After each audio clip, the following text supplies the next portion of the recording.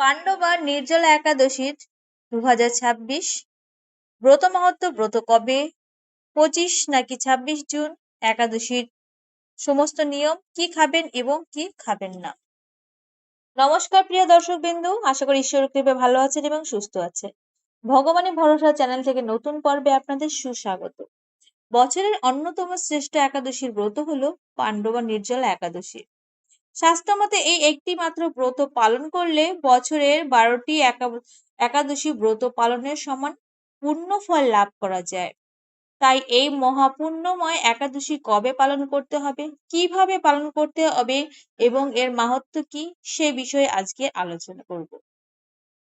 শাস্ত্রে নির্জলা একাদশী অত্যন্ত মহিমান্বিত ব্রত হিসেবে বর্ণনা করা হয়েছে।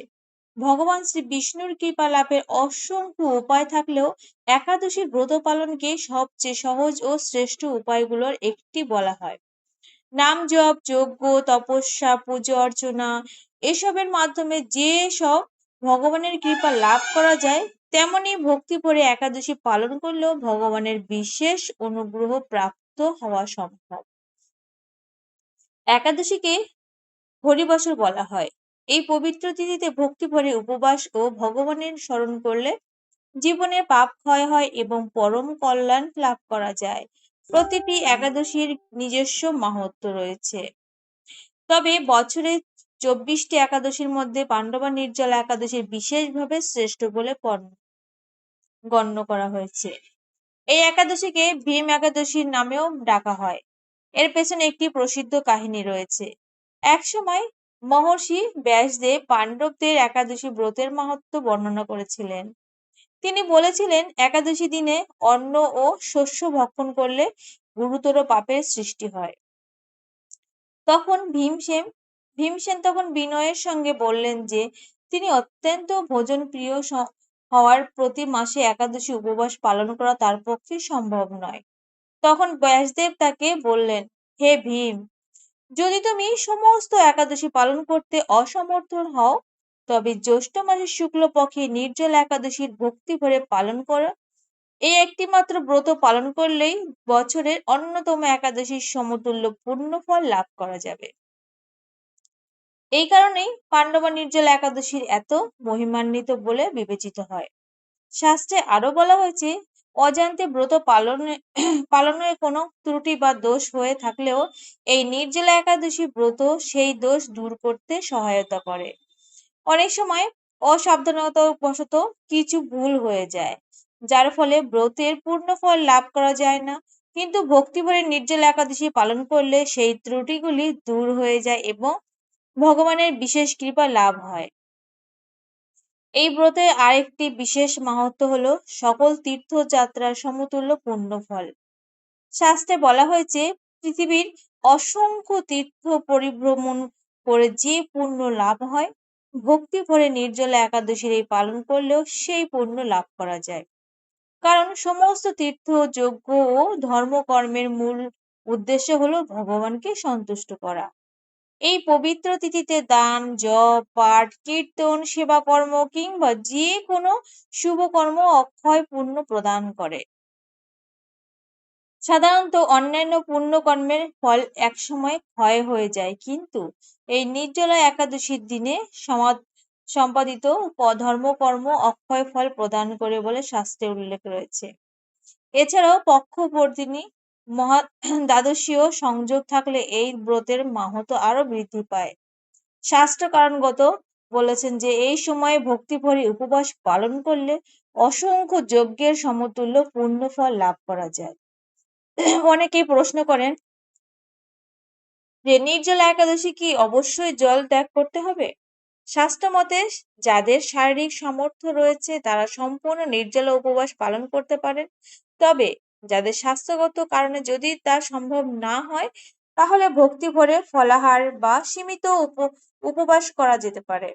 ভগবান ভক্তি মূল্য দেন, কষ্টের নয়। তাই নিজের সামর্থ্য অনুযায়ী আন্তরিকভাবে সঙ্গে ব্রত পালন করাই শ্রেয়। ব্রতের প্রকৃত অর্থ হলো আত্মসংযম, ভগবানের স্মরণ এবং ইন্দ্রিয় নিয়ন্ত্রণ। তাই এই পবিত্র দিনে যতটা সম্ভব নাম জপ, শাস্ত্রপাঠ, কীর্তন ও ভগবানের সেবায় নিজেকে নিয়োজিত করা রাখাই একাদশী পালনের মূল উদ্দেশ্য। তবে ব্রত মানেই যে সকলের জন্য নির্জলা উপবাস বাধ্যতামূলক এমন নয়। অনেক সময় শারীরিক অসুস্থতা, বার্ধক্য বা বিশেষ পরিস্থিতির কারণে সম্পূর্ণ নির্জলা ব্রত পালন করা সম্ভব হয় না। শাস্ত্রেও এই বিশেষ কঠোর বাধ্যকতা আরোপ করা হয়নি। মূল বিষয় হলো ভক্তি, নিষ্ঠা এবং শ্রীহরির প্রতি আন্তরিক সমর্পণ। একাদশীর দিনে অবশ্যই পঞ্চশস্য বর্জন করতে হবে। তবে ফলমূল, জল, দুধ জাতীয় খাদ্য, বিভিন্ন প্রকার ফলের রস কিংবা ভগবানকে নিবেদন করা উপযুক্ত উপবাস ভোগ গ্রহণ করা যেতে পারে। দুধের ফেনা, ক্ষীর, ফলের মিষ্টান্ন এবং প্রস্তুত করার শ্রীহরিকে নিবেদন করার পর প্রসাদ রূপে গ্রহণ করা যায়।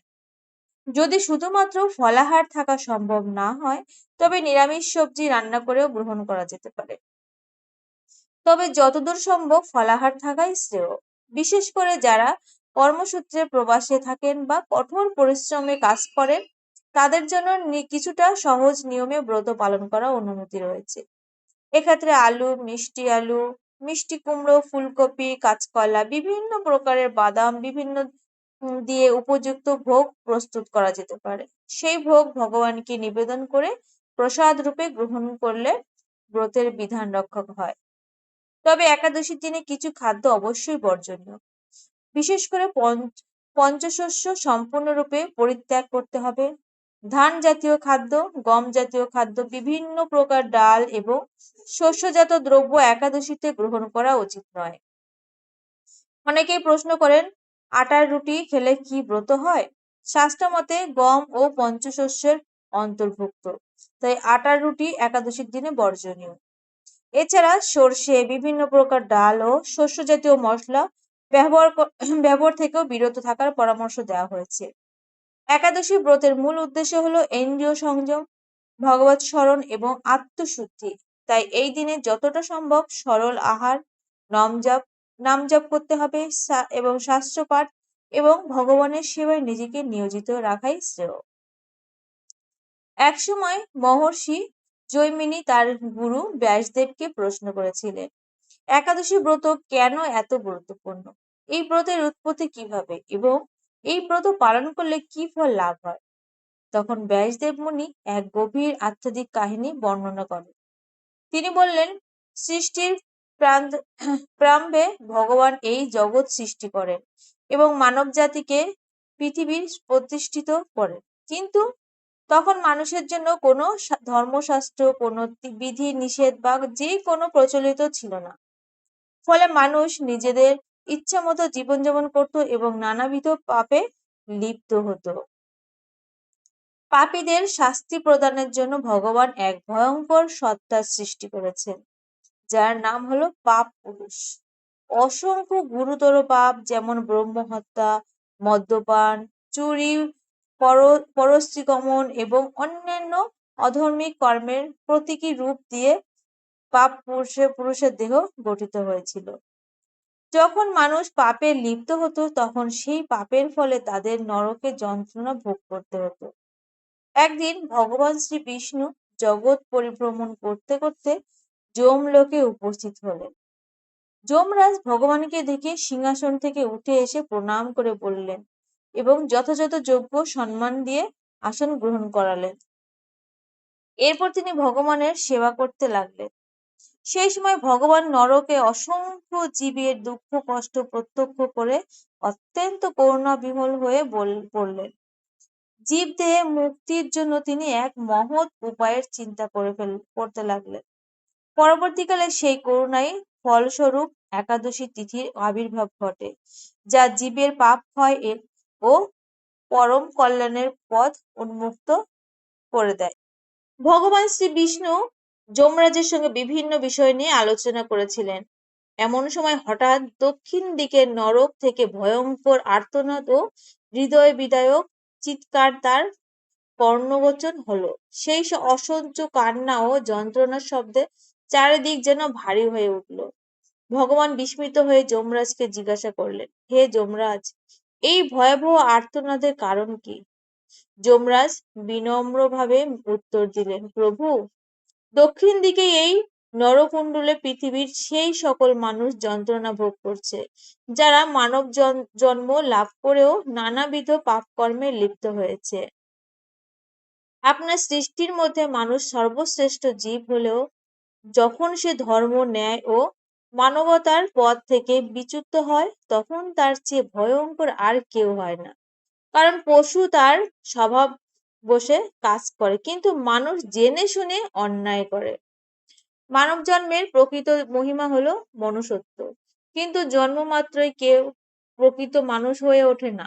মনুষ্যত্ব অর্জন করতে হয় সৎকর্ম, নৈতিকতা, দয়া, করুণা এবং ধর্মাচরণের মাধ্যমে।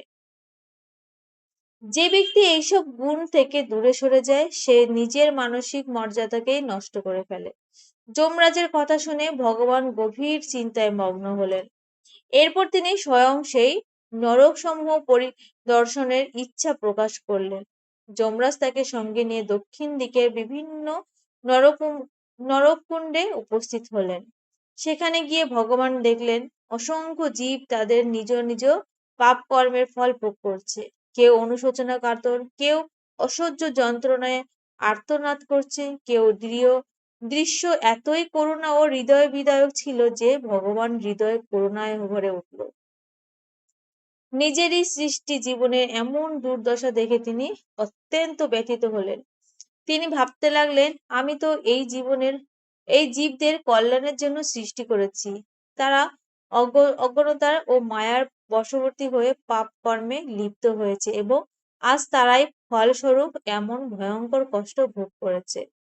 এখন কোনো পথ কি নেই যার মাধ্যমে তারা সহজে পাপ মুক্ত হয়ে আমার কৃপা লাভ করতে পারে? জীবদের এই দুঃখ কষ্ট দেখে ভগবান শ্রী বিষ্ণুর হৃদয়ে করুণার গলে গেল। তিনি ভাবতে লাগলেন, আমরাই সৃষ্টি জীবীরা অবতার পাপের কারণে এই যন্ত্রণা ভোগ করছে। এদের মুক্তির কোনো সহজ পথ থাকা উচিত। ভগবানের এই করুণাময় চিন্তার মধ্যে তার দিব্য শরীর থেকে এক অপূর্ব জ্যোতির্ময় দেবীর আবির্ভাব ঘটল। সেই দেবীর রূপ ছিল অতুলনীয়, তেজ ছিল অসীম। তার দিব্য কান্তির প্রভাবে নরকে অবস্থানকারী অসংখ্য পাপ ভস্মীভূত হয়ে গেল। তারা দিব্য দেহ লাভ করে স্বর্গলোক গমন করল। তখন ভগবান ঘোষণা করলেন, এই দেবী হলেন একাদশী দেবী। যে ব্যক্তি একাদশী তিথিতে উপবাস পালন করতে ভক্তি ভরে আমার পুজো করবে এবং ধর্মাচরণ করবে, সে প্রকার পাপ থেকে মুক্ত হয়ে পরম গতি লাভ করবে এবং শেষ পর্যন্ত আমার ধামে পৌঁছাবে। এই ঘোষণার পর থেকে অসংখ্য মানুষ একাদশী ব্রত পালন করতে শুরু করলো। ফলে পাপের প্রভাব ক্রমশ হ্রাস পেতে লাগলো এবং বহু জীব ভগবানের কৃপায় মুক্তির পথ খুঁজে পেল। এদিকে ভগবানের পূর্বে যে পাপ পুরুষের সৃষ্টি করেছিলেন, তিনি বিপাকে পড়লেন। একাদশী দেবীর পূর্ণ তেজের কারণে তিনি কোথাও অবস্থান করতে পারছিলেন না। যেখানে একাদশীর পবিত্রতা ও ভক্তি বিরাজ করে, সেখানে পাপের অবস্থান সম্ভব নয়। যেমন আলো থাকলে অন্ধকার দূর হয়ে যায়, তেমনি একাদশীর মাহাত্ম্য পাপও দূরীভূত হয়ে যায়। তখন পাপ পুরুষ ভগবান শরণাপন্ন হয়ে প্রার্থনা করলেন, হে প্রভু, আমাকে রক্ষা করুন। একাদশী দেবীর প্রভাবে আমি কোথাও আশ্রয় পাচ্ছি না। স্বর্গ, মর্ত ও পাতালে সর্বত্রই ঘুরে আমার অবস্থান নেই। তার প্রার্থনা শুনে ভগবান বললেন, এই জগতে যেমন আলো ও অন্ধকার উভয়ই প্রয়োজন, তেমনি ধর্ম ও অধর্মের উপস্থিতি জীবকে সঠিক পথ চিনতে সাহায্য করে। তাই তোমারও একটি স্থান থাকা প্রয়োজন। এরপর ভগবান নির্দেশ দিলেন, একাদশী তিথিতে তুমি পঞ্চশস্যের মধ্যে অবস্থান করবে। সেই থেকে পাপ পুরুষ একাদশীর দিনে পঞ্চশস্যের মধ্যে আশ্রয় গ্রহণ করেন বলে শাস্ত্রে বর্ণিত আছে।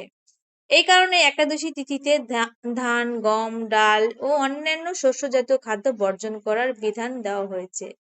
শাস্ত্রে বলা হয়েছে, যে ব্যক্তি একাদশীর দিনে জেনে শুনে পঞ্চশস্য ভক্ষণ করে, সে গুরুতর পাপের অংশীদার হয়। তাই একাদশী পালনে অক্ষম হলেও অন্তত পঞ্চশস্য বর্জন করা প্রত্যেক ভক্তের কর্তব্য। একাদশী ব্রতের আরেকটি গুরুত্বপূর্ণ অঙ্গ হলো রাত্রি জাগরণ। এই পবিত্র তিথিতে ভগবানের নাম সংকীর্তন, জপ, কীর্তন, শাস্ত্র পাঠ ও ভজনের মাধ্যমে রাত্রি জাগরণ করলে বিশেষ পুণ্য লাভ হয়। শাস্ত্র মতে ভক্তি ভরে রাত্রে জাগরণের একাদশী ব্রতের ফলকে বহুগুণ বৃদ্ধি করে। যারা সম্পূর্ণ নির্জলা উপবাস পালন করতে পারেন না, তারা ফলাহার বা অনুমোদিত নিরামিষ খাদ্য গ্রহণ করেও ব্রত পালন করতে পারেন। মূল বিষয় হলো ভক্তি, আত্মসংযম এবং ভগবান স্মরণ। এবার জেনে নেওয়া যাক পক্ষবর্ধিনী মহাদ্বাদশীর মাহাত্ম্য।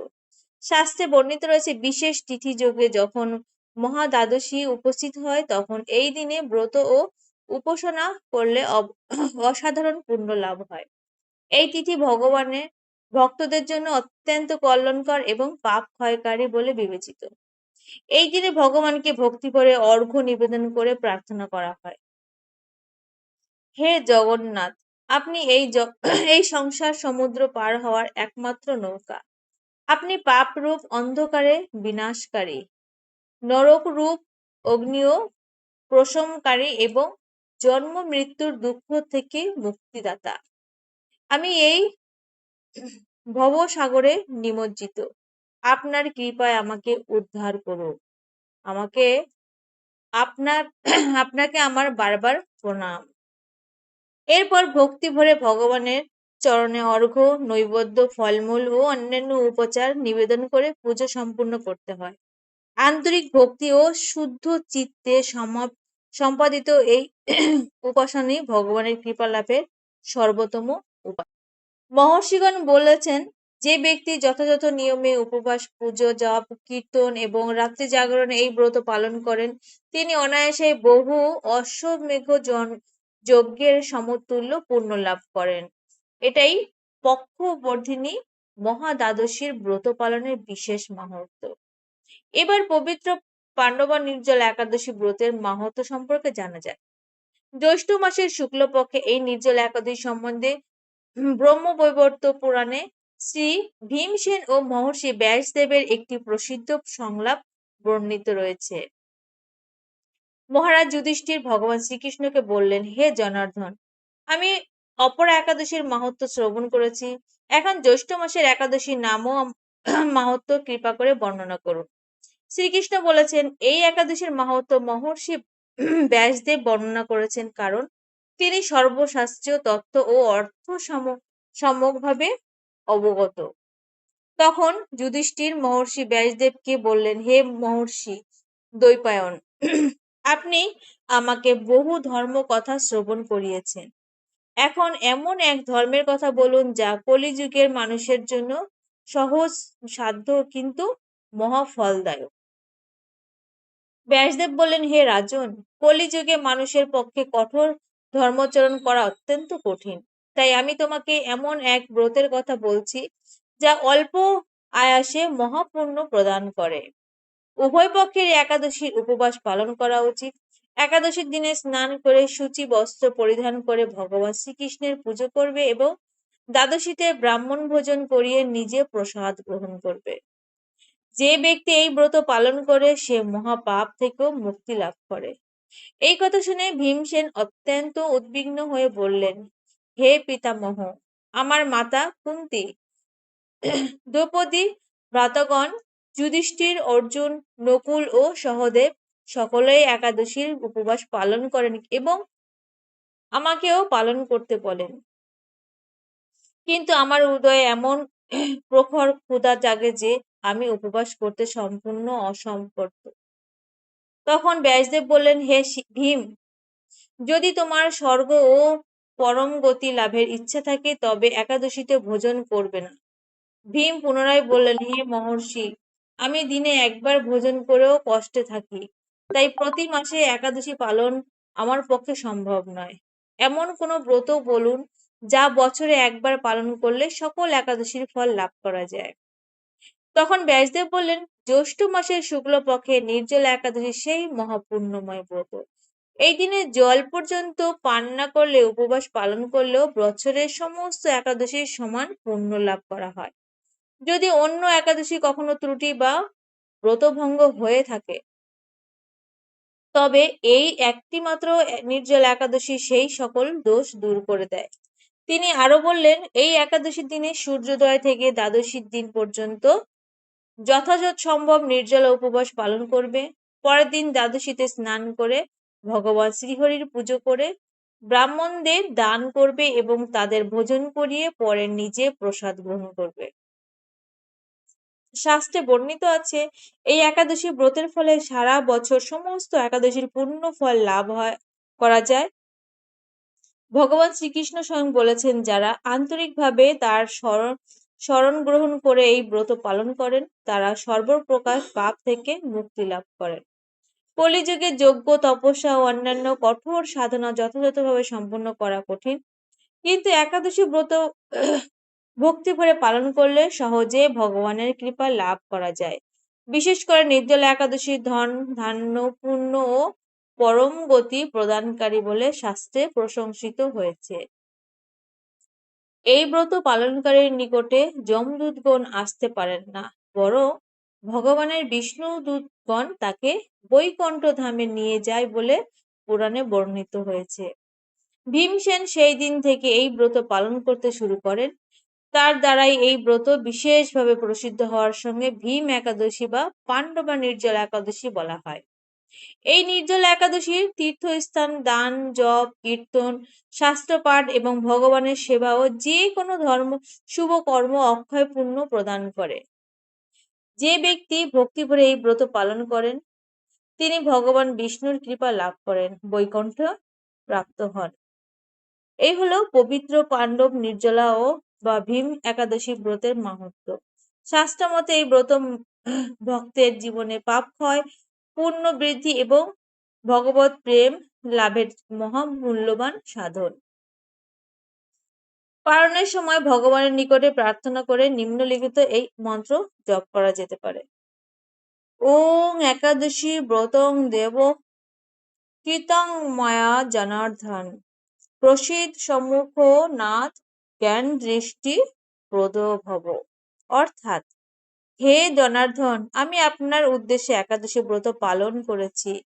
হে নাথ, আপনি আমার উপর প্রসন্ন হন এবং আমাকে জ্ঞান ও শুভ দৃষ্টি প্রদান করুন। ভগবান শ্রীহরি অশেষ কৃপা আজ আমরা পবিত্র পাণ্ডব নির্জলা একাদশীর মাহাত্ম্য, ব্রত কথা, পালন বিধি এবং এর অসীম পুণ্য ফল সম্পর্কে জানার সৌভাগ্য লাভ করলাম। আশা করি এই আলোচনা আপনার সকলের জীবনে ভগবত ভক্তি, শুভ বুদ্ধি এবং আধ্যাত্মিক শক্তি বৃদ্ধি করতে সহায়তা হবে। যদিও এই ধর্মীয় আলোচনা আপনাদের ভালো লেগে থাকে এবং উপকারে বলে মনে হয়, তাহলে অবশ্যই ভিডিওটি একটি লাইক দিয়ে ভগবানের সেবায় আমাদের উৎসাহিত করুন। কমেন্টে একবার ভক্তি ভরে লিখবেন, জয় শ্রীহরি, হরে কৃষ্ণ। আপনাদের প্রতিটি ভক্তিময় মন্তব্য সনাতন ধর্মের প্রচার ও প্রসারে অনুপ্রেরণা যোগায়। এই পবিত্র একাদশীর মাহাত্ম্য আপনার আত্মীয় স্বজন, বন্ধু বান্ধব এবং অন্যান্য ভক্তদের কাছে পৌঁছে দেওয়ার জন্য ভিডিওটি শেয়ার করতে ভুলবেন না। হয়তো আপনার একটি শেয়ারের মাধ্যমে কোনো ভক্ত এই মহাপুণ্যময় ব্রতের মাহাত্ম্য জানতে পারবেন এবং শ্রীহরি কৃপা লাভের পথে অগ্রসর হতে পারবেন। সনাতন ধর্ম, পুরাণ, ব্রত কথা এবং তিথি মাহাত্ম্য এবং ভগবানের লীলা কথা সম্পর্কে নিয়মিত এমন আরো সুন্দর আলোচনা পেতে আমাদের চ্যানেলে সাবস্ক্রাইব করে পাশে থাকা বেল আইকনটি অন করে রাখুন, যাতে নতুন কোনো ধর্মীয় ভিডিও প্রকাশিত হলে তার সংবাদ সবার আগে আপনার কাছে পৌঁছে যায়। পরম করুণাময় শ্রীহরি আপনাদের সকলের জীবনে সুখ, শান্তি, সমৃদ্ধি ও ভক্তিতে পরিপূর্ণ করুন। সকলের পরিবারে মঙ্গল, সুস্বাস্থ্য এবং ঈশ্বর চেতনার বিকাশ ঘটুক। হরে কৃষ্ণ, কৃষ্ণ কৃষ্ণ হরে হরে, হরে রাম, রাম রাম হরে হরে। শ্রীহরির চরণে সকলের মঙ্গল কামনা করি। জয় শ্রীহরি, জয় শ্রী বিষ্ণু, জয় পাণ্ডবা নির্জলা একাদশী।